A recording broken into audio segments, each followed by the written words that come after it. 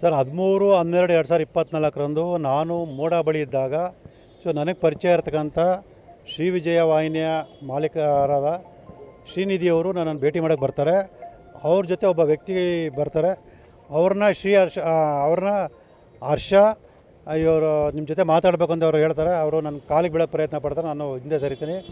ಆಮೇಲೆ ಕಾರಣ ಕೇಳಿದಾಗ ಅವರು ನಾನು ಪಾರ್ವತಿಯವ್ರ ಪರವಾಗಿ ಬಂದಿದ್ದೀನಿ, ಅಂದರೆ ಸಿದ್ದರಾಮಯ್ಯವರ ಪತ್ನಿ ಶ್ರೀಮತಿ ಪಾರ್ವತಿಯವ್ರ ಪರವಾಗಿ ಬಂದಿದ್ದೀನಿ. ಶ್ರೀಮತಿ ಪಾರ್ವತಿಯವರ ಆಗು ಹೋಗುಗಳನ್ನು ಅವರ ಯೋಗಕ್ಷೇಮವನ್ನು ನಾನು ನೋಡ್ಕೊಳ್ತಾ ಇದ್ದೀನಿ. ಅವರು ತುಂಬ ಮಾನಸಿಕ ಖಿನ್ನತೆ ಒಳಗಾಗಿದ್ದಾರೆ. ಅವರು ಸರಿಯಾಗಿ ನಿದ್ದೆ ಮಾಡ್ತಿಲ್ಲ, ಊಟ ಮಾಡ್ತಿಲ್ಲ, ತುಂಬ ಚಿಂತೆ ಒಳಗಾಗಿದ್ದಾರೆ. ಅದನ್ನು ದಯವಿಟ್ಟು ಈ CBIಗೆ ಈ ಮೂಡ ಪ್ರಕರಣವನ್ನು CBIಗೆ ಕೊಡಿಸೋದು ಬೇಡ. ಆ ಅರ್ಜಿನ ನೀವು ವಾಪಸ್ ತಗೊಳ್ಳಿ. ಲೋಕಾಯುಕ್ತ ತನಿಖೆ ಏನು ನಡೀತಿದೆ ಆ ತನಿಖೆ ನಡೀಲಿ ಹಾಗೆ ಅಂತೇಳಿ ನನಗೆ ಹೇಳ್ತಾರೆ. ನಾನು ಯಾವುದೇ ಕಾರಣಕ್ಕೂ ನಾನು ಮುಂದೆ ಇಟ್ಟ ಹೆಜ್ಜೆನ ಹಿಂದೆ ಇಡಲ್ಲ. ನಾನು ಹೋರಾಟನ ಮುಂದುವರಿಸಿ ಈ ಪ್ರಕರಣ CBI ಕೊಡಿಸ್ತೀನಿ ಅಂತ ಹೇಳಿದೆ. ಇಲ್ಲ, ಅಮ್ಮನವರು ಇದರಲ್ಲಿ ಯಾವುದೇ ಪಾತ್ರ ಇಲ್ಲ, ಅವರು ಅಮಾಯಕರು.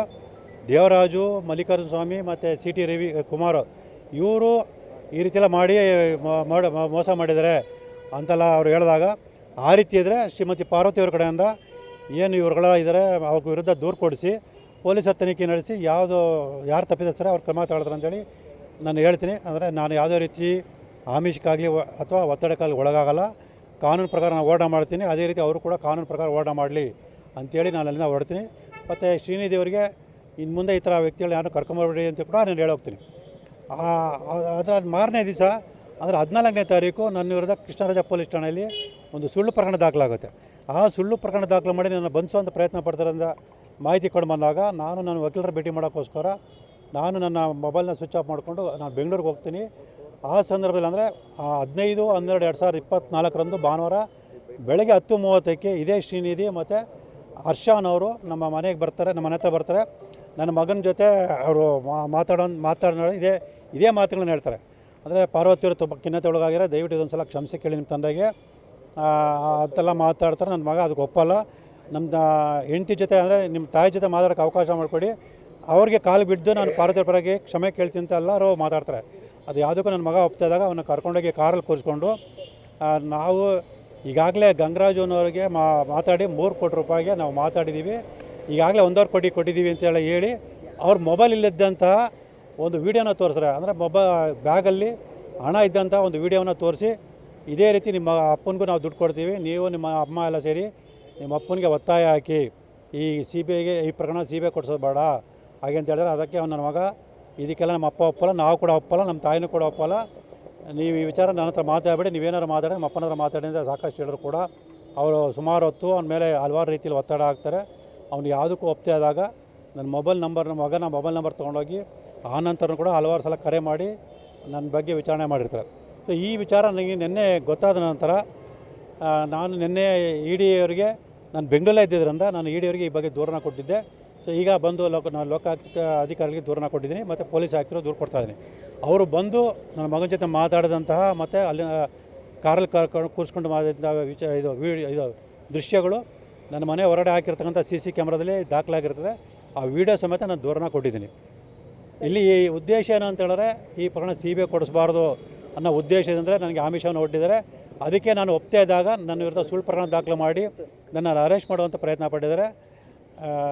ಇದನ್ನೆಲ್ಲ ಗಮನಿಸಿದಾಗ ಸಿದ್ದರಾಮಯ್ಯವರು ತಮ್ಮ ಅಧಿಕಾರವನ್ನು ದುರ್ಬಳಕೆ ಮಾಡಿಕೊಂಡು ಅಧಿಕಾರಿಗಳ ಮೂಲಕ ಮತ್ತು ಅವರ ಆಪ್ತರ ಮೂಲಕ ನನ್ನ ಮೇಲೆ ಒತ್ತಡ ಹಾಕುವಂಥ, ಬೆದರಿಕೆ ಹಾಕುವಂಥ ಪ್ರಯತ್ನಗಳು ಮಾಡಿಸ್ತಾರೆ, ಸ್ಪಷ್ಟವಾಗಿ ಕಂಡು ಬರ್ತದೆ. ಸರ್, ಈ ಹರ್ಷ ನಿಮಗೆ ಮೊದಲೇ ಗೊತ್ತಿತ್ತಾ? ಇಲ್ಲ ಸರ್, ಖಂಡಿತವಾಗಿ ನಂಗೆ ಗೊತ್ತಿರಲಿಲ್ಲ. ಅವರು 13ನೇ ತಾರೀಕು ಶ್ರೀನಿಧಿ ಜೊತೆ ಬಂದಾಗಲಷ್ಟೇ ನನಗೆ ಪರಿಚಯ ಆಗಿದ್ದು. ಅವ್ರು ನಿಜವಾದ ಹರ್ಷ ನನ್ನ ಅಥವಾ ಅವ್ರು ಪಾರ್ವತಿಯವ್ರ ಪರವಾಗಿ ಬಂದಿದ್ದಾರೆ, ಯಾರು ಅವ್ರನ್ನ ಕಳಿಸಿದ್ದಾರೆ ಮತ್ತು ಕೋಟ್ಯಾಂತರ ದುಡ್ಡಿನ ವ್ಯವಹಾರ ಮಾತ್ರ ಅವ್ರು ಯಾರು ಕೊಡ್ತಾ ಇದ್ದಾರೆ, ಇದೆಲ್ಲದರ ಬಗ್ಗೆ ತನಿಖೆ ನಡೆಸಬೇಕು ಅಂತ ನಾನು ದೂರ ಅರ್ಜಿಯಲ್ಲಿ ಮನವಿ ಮಾಡ್ಕೊಂಡಿದ್ದೀನಿ. ಸರ್, ನನಗೆ ಅಷ್ಟು ಅಂತ ಏನು ಹೇಳಿದ್ರೆ, ನೀವು ಎಷ್ಟು ಹೇಳಿದ್ರೆ ಅಷ್ಟು ಹೇಳಿ ಮಾತಾಡಿ ನಾನು ಮಾತಾಡ್ತೀನಿ ಅಂತ ಹೇಳೋರು. ನಾವು ಯಾವುದೇ ಇದಕ್ಕೂ ನಾವು ಒಪ್ಪಲಿಲ್ಲ. ನನ್ನ ಮಗನೂ ಕೂಡ ಒಪ್ಪಿಲ್ಲ. ನಾವು ಏನಾದರೂ ಮುಂದೆ ಕಾನೂನು ಪ್ರಕಾರ ಹೋರಾಟ ಮಾಡ್ತೀನಿ ಅವ್ರಿಗೆ ಸ್ಪಷ್ಟವಾಗಿ ಹೇಳಿ ಕಳಿಸಿದ್ವಿ. ಸರ್, 13/12/2024 ನಾನು ಮೂಡ ಬಳಿ ಇದ್ದಾಗ ನನಗೆ ಪರಿಚಯ ಇರತಕ್ಕಂಥ ಶ್ರೀ ವಿಜಯ ವಾಹಿನಿಯ ಮಾಲೀಕರಾದ ಶ್ರೀನಿಧಿಯವರು ನನ್ನನ್ನು ಭೇಟಿ ಮಾಡೋಕ್ಕೆ ಬರ್ತಾರೆ. ಅವ್ರ ಜೊತೆ ಒಬ್ಬ ವ್ಯಕ್ತಿ ಬರ್ತಾರೆ. ಅವ್ರನ್ನ ಹರ್ಷ ಇವರು ನಿಮ್ಮ ಜೊತೆ ಮಾತಾಡಬೇಕು ಅಂತ ಅವ್ರು ಹೇಳ್ತಾರೆ. ಅವರು ನನ್ನ ಕಾಲಿಗೆ ಬೀಳೋಕ್ಕೆ ಪ್ರಯತ್ನ ಪಡ್ತಾರೆ. ನಾನು ಹಿಂದೆ ಸರಿತೀನಿ. ಆಮೇಲೆ ಕಾರಣ ಕೇಳಿದಾಗ ಅವರು ನಾನು ಪಾರ್ವತಿಯವ್ರ ಪರವಾಗಿ ಬಂದಿದ್ದೀನಿ, ಅಂದರೆ ಸಿದ್ದರಾಮಯ್ಯವರ ಪತ್ನಿ ಶ್ರೀಮತಿ ಪಾರ್ವತಿಯವರ ಪರವಾಗಿ ಬಂದಿದ್ದೀನಿ. ಶ್ರೀಮತಿ ಪಾರ್ವತಿಯವರ ಆಗುವುಗಳನ್ನು ಅವರ ಯೋಗಕ್ಷೇಮವನ್ನು ನಾನು ನೋಡ್ಕೊಳ್ತಾ ಇದ್ದೀನಿ. ಅವರು ತುಂಬ ಮಾನಸಿಕ ಖಿನ್ನತೆ ಒಳಗಾಗಿದ್ದಾರೆ. ಅವರು ಸರಿಯಾಗಿ ನಿದ್ದೆ ಮಾಡ್ತಿಲ್ಲ, ಊಟ ಮಾಡ್ತಿಲ್ಲ, ತುಂಬ ಚಿಂತೆ ಒಳಗಾಗಿದ್ದಾರೆ.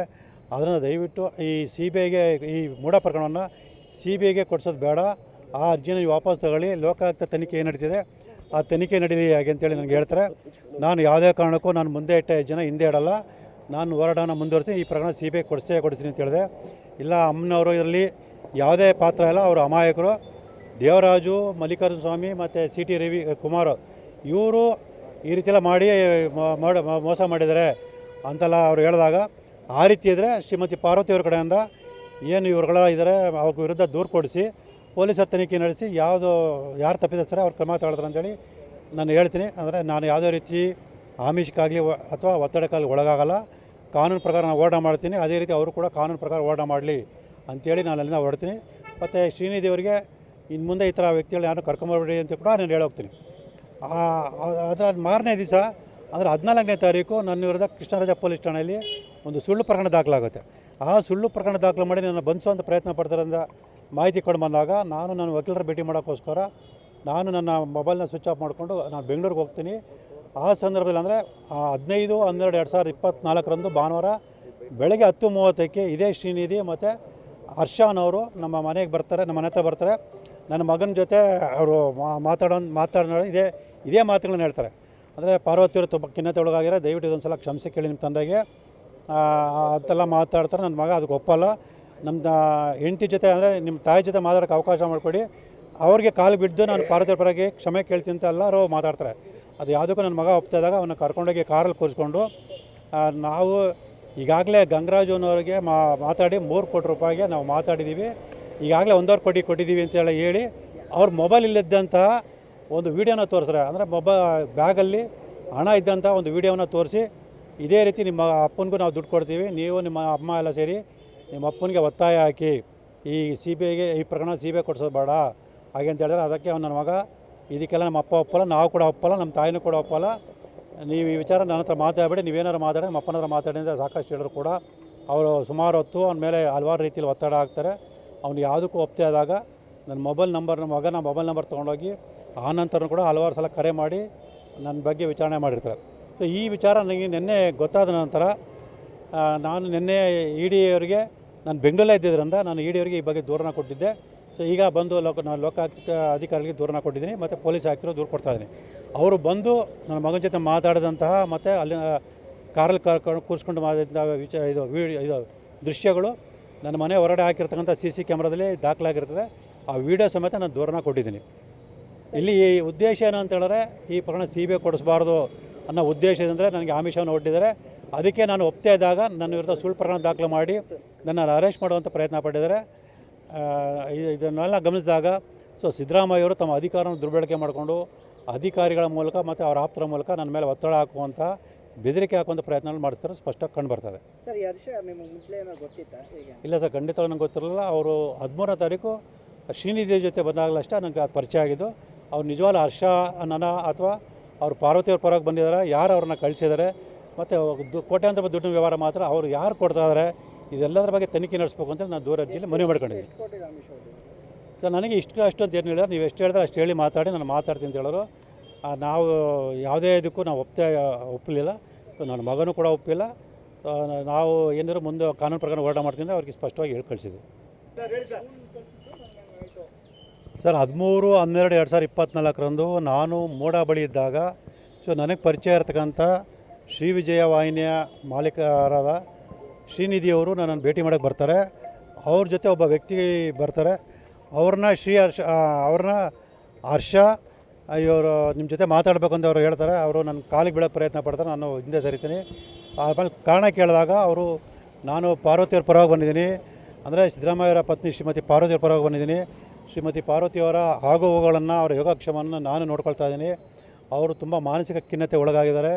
ಅವರು ಸರಿಯಾಗಿ ನಿದ್ದೆ ಮಾಡ್ತಿಲ್ಲ, ಊಟ ಮಾಡ್ತಿಲ್ಲ, ತುಂಬ ಚಿಂತೆ ಒಳಗಾಗಿದ್ದಾರೆ. ಅದನ್ನು ದಯವಿಟ್ಟು ಈ CBIಗೆ ಈ ಮೂಢ ಪ್ರಕರಣವನ್ನು CBIಗೆ ಕೊಡಿಸೋದು ಬೇಡ. ಆ ಅರ್ಜಿನ ವಾಪಸ್ ತಗೊಳ್ಳಿ. ಲೋಕಾಯುಕ್ತ ತನಿಖೆ ಏನು ನಡೀತಿದೆ ಆ ತನಿಖೆ ನಡೀಲಿ ಹಾಗೆ ಅಂತೇಳಿ ನನಗೆ ಹೇಳ್ತಾರೆ. ನಾನು ಯಾವುದೇ ಕಾರಣಕ್ಕೂ ನಾನು ಮುಂದೆ ಇಟ್ಟ ಹೆಜ್ಜೆನ ಹಿಂದೆ ಇಡಲ್ಲ. ನಾನು ಹೋರಾಟವನ್ನು ಮುಂದುವರಿಸಿ ಈ ಪ್ರಕರಣ ಸಿ ಬಿ ಐ ಕೊಡಿಸ್ತೀನಿ ಅಂತ ಹೇಳಿದೆ. ಇಲ್ಲ ಅಮ್ಮನವರು ಇದರಲ್ಲಿ ಯಾವುದೇ ಪಾತ್ರ ಇಲ್ಲ, ಅವರು ಅಮಾಯಕರು. ದೇವರಾಜು, ಮಲ್ಲಿಕಾರ್ಜುನ ಸ್ವಾಮಿ ಮತ್ತು ಸಿ ಟಿ ರವಿ ಕುಮಾರ್ ಇವರು ಈ ರೀತಿಯೆಲ್ಲ ಮಾಡಿ ಮೋಸ ಮಾಡಿದ್ದಾರೆ ಅಂತೆಲ್ಲ ಅವ್ರು ಹೇಳಿದಾಗ, ಆ ರೀತಿ ಇದ್ದರೆ ಶ್ರೀಮತಿ ಪಾರ್ವತಿ ಅವ್ರ ಕಡೆಯಿಂದ ಏನು ಇವ್ರುಗಳ ಇದ್ದಾರೆ ಅವ್ರ ವಿರುದ್ಧ ದೂರು ಕೊಡಿಸಿ ಪೊಲೀಸರು ತನಿಖೆ ನಡೆಸಿ ಯಾರು ತಪ್ಪಿದ್ರೆ ಅವ್ರು ಕ್ರಮ ತಗೊಳ್ತಾರೆ ಅಂತೇಳಿ ನಾನು ಹೇಳ್ತೀನಿ. ಅಂದರೆ ನಾನು ಯಾವುದೇ ರೀತಿ ಆಮಿಷಕ್ಕಾಗಲಿ ಅಥವಾ ಒತ್ತಡಕ್ಕಾಗಲಿ ಒಳಗಾಗಲ್ಲ. ಕಾನೂನು ಪ್ರಕಾರ ನಾನು ಹೋರಾಟ ಮಾಡ್ತೀನಿ, ಅದೇ ರೀತಿ ಅವರು ಕೂಡ ಕಾನೂನು ಪ್ರಕಾರ ಹೋರಾಟ ಮಾಡಲಿ ಅಂಥೇಳಿ ನಾನು ಅಲ್ಲಿಂದ ಹೊರಡ್ತೀನಿ. ಮತ್ತು ಶ್ರೀನಿಧಿ ಅವರಿಗೆ ಇನ್ನು ಮುಂದೆ ಈ ಥರ ವ್ಯಕ್ತಿಗಳು ಯಾರು ಕರ್ಕೊಂಬರ್ಬೇಡಿ ಅಂತ ಕೂಡ ನಾನು ಹೇಳೋಗ್ತೀನಿ. ಅದರ ಮಾರನೇ ದಿವಸ ಅಂದರೆ 14ನೇ ತಾರೀಕು ನನ್ನ ವಿರುದ್ಧ ಕೃಷ್ಣರಾಜ ಪೊಲೀಸ್ ಠಾಣೆಯಲ್ಲಿ ಒಂದು ಸುಳ್ಳು ಪ್ರಕರಣ ದಾಖಲಾಗುತ್ತೆ. ಆ ಸುಳ್ಳು ಪ್ರಕರಣ ದಾಖಲು ಮಾಡಿ ನನ್ನ ಬಂಧಿಸುವಂಥ ಪ್ರಯತ್ನ ಪಡ್ತಾರೆ ಅಂತ ಮಾಹಿತಿ ಕೊಡು ಬಂದಾಗ ನಾನು ನನ್ನ ವಕೀಲರ ಭೇಟಿ ಮಾಡೋಕ್ಕೋಸ್ಕರ ನಾನು ನನ್ನ ಮೊಬೈಲ್ನ ಸ್ವಿಚ್ ಆಫ್ ಮಾಡಿಕೊಂಡು ನಾನು ಬೆಂಗಳೂರಿಗೆ ಹೋಗ್ತೀನಿ. ಆ ಸಂದರ್ಭದಲ್ಲಿ ಅಂದರೆ 15/12/2024 ಭಾನುವಾರ ಬೆಳಗ್ಗೆ 10:30ಕ್ಕೆ ಇದೇ ಶ್ರೀನಿಧಿ ಮತ್ತು ಹರ್ಷನವರು ನಮ್ಮ ಮನೆಗೆ ಬರ್ತಾರೆ, ನಮ್ಮ ಮನೆ ಹತ್ರ ಬರ್ತಾರೆ. ನನ್ನ ಮಗನ ಜೊತೆ ಅವರು ಮಾತಾಡೋ ಇದೇ ಮಾತುಗಳನ್ನ ಹೇಳ್ತಾರೆ. ಅಂದರೆ ಪಾರ್ವತಿಯವರು ತುಂಬ ಖಿನ್ನತೆ ಒಳಗಾಗಿರೋ, ದಯವಿಟ್ಟು ಇದೊಂದು ಸಲ ಕ್ಷಮಿಸಿ ಕೇಳಿ ನಿಮ್ಮ ತಂದೆಗೆ ಅಂತೆಲ್ಲ ಮಾತಾಡ್ತಾರೆ. ನನ್ನ ಮಗ ಅದಕ್ಕೆ ಒಪ್ಪಲ್ಲ. ನಮ್ಮ ಹೆಂಡತಿ ಜೊತೆ ಅಂದರೆ ನಿಮ್ಮ ತಾಯಿ ಜೊತೆ ಮಾತಾಡೋಕ್ಕೆ ಅವಕಾಶ ಮಾಡಿಕೊಡಿ, ಅವ್ರಿಗೆ ಕಾಲು ಬಿದ್ದು ನಾನು ಪಾರ್ವತಿಯವ್ರ ಪರವಾಗಿ ಕ್ಷಮೆ ಕೇಳ್ತೀನಿ ಅಂತ ಎಲ್ಲರೂ ಮಾತಾಡ್ತಾರೆ. ಅದು ಯಾವುದಕ್ಕೂ ನನ್ನ ಮಗ ಒಪ್ತಿದ್ದಾಗ ಅವನ್ನ ಕರ್ಕೊಂಡೋಗಿ ಕಾರಲ್ಲಿ ಕೂರಿಸ್ಕೊಂಡು ನಾವು ಈಗಾಗಲೇ ಗಂಗರಾಜನವ್ರಿಗೆ ಮಾತಾಡಿ 3 ಕೋಟಿ ರೂಪಾಯಿಗೆ ನಾವು ಮಾತಾಡಿದ್ದೀವಿ, ಈಗಾಗಲೇ 1.5 ಕೋಟಿ ಕೊಟ್ಟಿದ್ದೀವಿ ಅಂತೇಳಿ ಹೇಳಿ ಅವ್ರ ಮೊಬೈಲ್ ಇಲ್ಲದಂತಹ ಒಂದು ವೀಡಿಯೋನ ತೋರಿಸ್ತಾರೆ. ಅಂದರೆ ಬ್ಯಾಗಲ್ಲಿ ಹಣ ಇದ್ದಂಥ ಒಂದು ವೀಡಿಯೋನ ತೋರಿಸಿ, ಇದೇ ರೀತಿ ನಿಮ್ಮ ಅಪ್ಪನಿಗೂ ನಾವು ದುಡ್ಡು ಕೊಡ್ತೀವಿ, ನೀವು ನಿಮ್ಮ ಅಮ್ಮ ಎಲ್ಲ ಸೇರಿ ನಿಮ್ಮ ಅಪ್ಪನಿಗೆ ಒತ್ತಾಯ ಹಾಕಿ ಈ ಸಿ ಬಿ ಐಗೆ ಈ ಪ್ರಕರಣ ಸಿ ಬಿ ಐ ಕೊಡಿಸೋದು ಬೇಡ ಹಾಗೆ ಅಂತ ಹೇಳಿದ್ರೆ, ಅದಕ್ಕೆ ನನ್ನ ಮಗ ಇದಕ್ಕೆಲ್ಲ ನಮ್ಮ ಅಪ್ಪ ಒಪ್ಪಲ್ಲ, ನಾವು ಕೂಡ ಒಪ್ಪಲ್ಲ, ನಮ್ಮ ತಾಯಿನೂ ಕೂಡ ಒಪ್ಪಲ್ಲ, ನೀವು ಈ ವಿಚಾರ ನನ್ನ ಹತ್ರ ಮಾತಾಡಬೇಡಿ, ನೀವೇನಾದ್ರು ಮಾತಾಡಿ ನಮ್ಮ ಅಪ್ಪನ ಹತ್ರ ಮಾತಾಡಿ ಅಂತ ಸಾಕಷ್ಟು ಹೇಳಿದ್ರು ಕೂಡ ಅವರು ಸುಮಾರು ಹೊತ್ತು ಅವನ ಮೇಲೆ ಹಲವಾರು ರೀತಿಯಲ್ಲಿ ಒತ್ತಡ ಹಾಕ್ತಾರೆ. ಅವ್ನು ಯಾವುದಕ್ಕೂ ಒಪ್ತೆ ಆದಾಗ ನನ್ನ ಮಗನ ಮೊಬೈಲ್ ನಂಬರ್ ತೊಗೊಂಡೋಗಿ ಆ ನಂತರ ಕೂಡ ಹಲವಾರು ಸಲ ಕರೆ ಮಾಡಿ ನನ್ನ ಬಗ್ಗೆ ವಿಚಾರಣೆ ಮಾಡಿರ್ತಾರೆ. ಸೊ ಈ ವಿಚಾರ ನನಗೆ ನಿನ್ನೆ ಗೊತ್ತಾದ ನಂತರ ನಾನು ನಿನ್ನೆ ಇ ಡಿ ಅವರಿಗೆ ನಾನು ಬೆಂಗಳೂರಲ್ಲೇ ಇದ್ದಿದ್ದರಿಂದ ನಾನು ಇ ಡಿ ಅವರಿಗೆ ಈ ಬಗ್ಗೆ ದೂರನ ಕೊಟ್ಟಿದ್ದೆ. ಸೊ ಈಗ ಬಂದು ನಾನು ಲೋಕಾಯುಕ್ತ ಅಧಿಕಾರಿಗಳಿಗೆ ದೂರನ ಕೊಟ್ಟಿದ್ದೀನಿ ಮತ್ತು ಪೊಲೀಸ್ ಆಯುಕ್ತರು ದೂರು ಕೊಡ್ತಾಯಿದ್ದೀನಿ. ಅವರು ಬಂದು ನನ್ನ ಮಗನ ಜೊತೆ ಮಾತಾಡಿದಂತಹ ಮತ್ತು ಅಲ್ಲಿ ಕಾರಲ್ಲಿ ಕೂರಿಸ್ಕೊಂಡು ಮಾತಾಡಿದಂಥ ಇದು ದೃಶ್ಯಗಳು ನನ್ನ ಮನೆ ಹೊರಗಡೆ ಹಾಕಿರ್ತಕ್ಕಂಥ CC ಕ್ಯಾಮ್ರಾದಲ್ಲಿ ದಾಖಲಾಗಿರ್ತದೆ. ಆ ವಿಡಿಯೋ ಸಮೇತ ನಾನು ದೂರನ ಕೊಟ್ಟಿದ್ದೀನಿ. ಇಲ್ಲಿ ಉದ್ದೇಶ ಏನು ಅಂತ ಹೇಳಿದ್ರೆ, ಈ ಪ್ರಕರಣ ಸಿ ಬಿ ಐ ಕೊಡಿಸಬಾರ್ದು ಅನ್ನೋ ಉದ್ದೇಶದಿಂದ ನನಗೆ ಆಮಿಷವನ್ನು ಒಡ್ಡಿದ್ದಾರೆ. ಅದಕ್ಕೆ ನಾನು ಒಪ್ತಾ ಇದ್ದಾಗ ನನ್ನ ವಿರುದ್ಧ ಸುಳ್ಳು ಪ್ರಕರಣ ದಾಖಲು ಮಾಡಿ ನನ್ನನ್ನು ಅರೆಸ್ಟ್ ಮಾಡುವಂಥ ಪ್ರಯತ್ನ ಪಟ್ಟಿದ್ದಾರೆ. ಇದನ್ನೆಲ್ಲ ಗಮನಿಸಿದಾಗ ಸಿದ್ದರಾಮಯ್ಯವರು ತಮ್ಮ ಅಧಿಕಾರವನ್ನು ದುರ್ಬಳಕೆ ಮಾಡಿಕೊಂಡು ಅಧಿಕಾರಿಗಳ ಮೂಲಕ ಮತ್ತು ಅವರ ಆಪ್ತರ ಮೂಲಕ ನನ್ನ ಮೇಲೆ ಒತ್ತಡ ಹಾಕುವಂಥ, ಬೆದರಿಕೆ ಹಾಕುವಂಥ ಪ್ರಯತ್ನಗಳು ಮಾಡಿಸ್ತಾರೆ, ಸ್ಪಷ್ಟವಾಗಿ ಕಂಡು ಬರ್ತದೆ. ಸರ್, ಈ ಹರ್ಷ ನಿಮಗೆ ಮೊದಲೇ ಏನೋ ಗೊತ್ತಿತ್ತಾ ಹೇಗೆ? ಇಲ್ಲ ಸರ್, ಖಂಡಿತವಾಗಿ ನಂಗೆ ಗೊತ್ತಿರಲಿಲ್ಲ. ಅವರು 13ನೇ ತಾರೀಕು ಶ್ರೀನಿಧಿ ಜೊತೆ ಬಂದಾಗಲಷ್ಟೇ ನನಗೆ ಪರಿಚಯ ಆಗಿದ್ದು. ಅವ್ರು ನಿಜವಾಗ್ಲೂ ಹರ್ಷ ಅನ್ನೋಣ ಅಥವಾ ಅವ್ರು ಪಾರ್ವತಿಯವ್ರ ಪರವಾಗಿ ಬಂದಿದ್ದಾರೆ, ಯಾರು ಅವ್ರನ್ನ ಕಳಿಸಿದ್ದಾರೆ ಮತ್ತು ಕೋಟ್ಯಾಂತರ ರೂಪಾಯಿ ದುಡ್ಡಿನ ವ್ಯವಹಾರ ಮಾತ್ರ ಅವರು ಯಾರು ಕೊಡ್ತಾ ಇದ್ದಾರೆ, ಇದೆಲ್ಲದರ ಬಗ್ಗೆ ತನಿಖೆ ನಡೆಸಬೇಕು ಅಂತ ನಾನು ದೂರ ಅರ್ಜಿಯಲ್ಲಿ ಮನವಿ ಮಾಡ್ಕೊಂಡಿದ್ದೀನಿ. ಸರ್, ನನಗೆ ಅಷ್ಟು ಅಂತ ಏನು ಹೇಳಿದ್ರೆ, ನೀವು ಎಷ್ಟು ಹೇಳಿದ್ರೆ ಅಷ್ಟು ಹೇಳಿ ಮಾತಾಡಿ ನಾನು ಮಾತಾಡ್ತೀನಿ ಅಂತ ಹೇಳೋರು. ನಾವು ಯಾವುದೇ ಇದಕ್ಕೂ ನಾವು ಒಪ್ಪಲಿಲ್ಲ. ನನ್ನ ಮಗನೂ ಕೂಡ ಒಪ್ಪಿಲ್ಲ. ನಾವು ಏನಾದರೂ ಮುಂದೆ ಕಾನೂನು ಪ್ರಕಾರ ಹೋರಾಟ ಮಾಡ್ತೀನಿ ಅವ್ರಿಗೆ ಸ್ಪಷ್ಟವಾಗಿ ಹೇಳಿ ಕಳಿಸಿದ್ವಿ.